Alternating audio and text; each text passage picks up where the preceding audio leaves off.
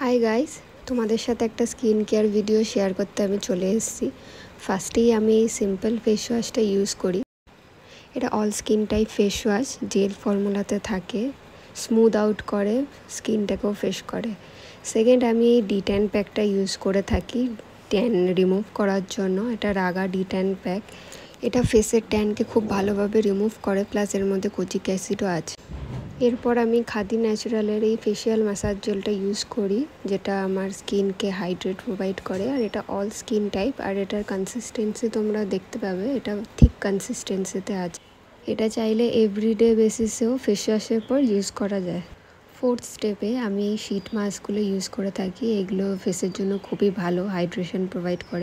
ফেসে আমি এই মাস্কটা 10 থেকে 15 মিনিট রাখি প্রপার অ্যাবসর্ব করার জন্য। এরপর আমি প্লামের এই রোজ ওয়াটারটা ইউজ করি অ্যাজ আ টোনার। এটা খুবই ভালো ফেসের জন্য। লাস্টে আমি সিম্পল লাইট ময়শ্চারাইজার ইউজ করি, অল স্কিন টাইপের জন্য এটা খুবই ভালো।